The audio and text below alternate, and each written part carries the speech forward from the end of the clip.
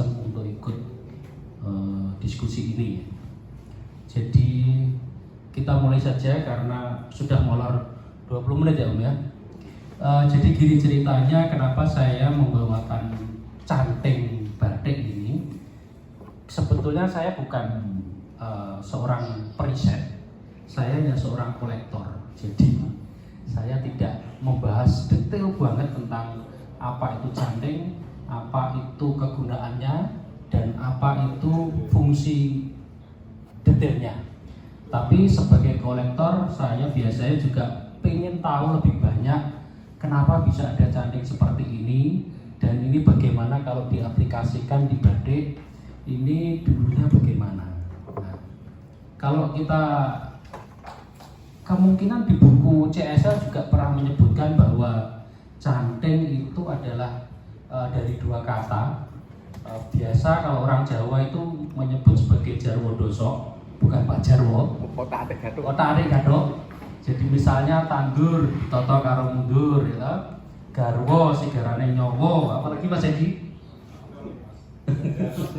Nah, canting batik karena kita diskusi dengan canting itu yang ada kaitannya dengan batik, dan ini menguatkan menurut saya bahwa batik itu adalah ombo dari dua kata, yaitu ombo dan titik, yang artinya ombo itu kain, di kain yang lebar, dan titik. Dari canting yang akan saya kemukakan ini nanti sebetulnya membuktikan bahwa itu benar seperti itu. Jadi canting tidak seperti sekarang ini yang begini, tidak begini, tidak begini, tapi memang dibuat titik-titik seperti ini, tik, tik, tik, tik, tik.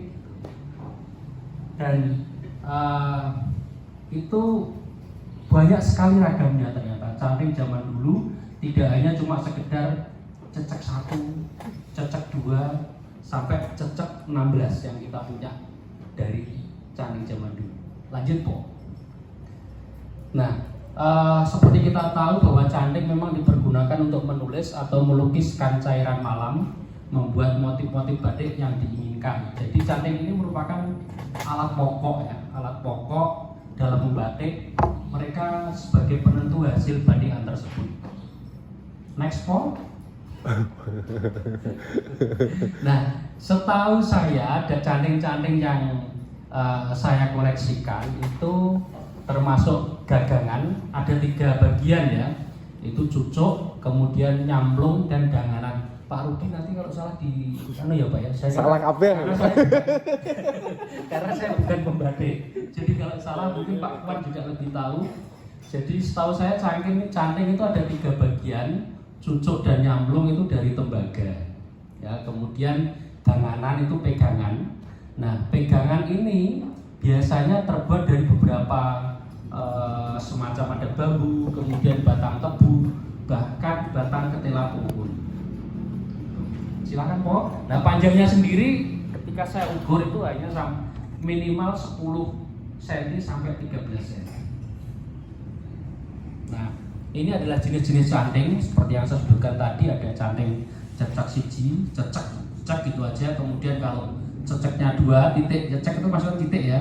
Kalau 2 ya disebut loron, telu disebut telon. Semua yang berbentuk 4, ada cucuknya 4 itu biasanya disebut perapatan. Entah itu perapatan yang bentuknya hanya bulat atau perapatan yang bentuknya tanda plus. Tuh.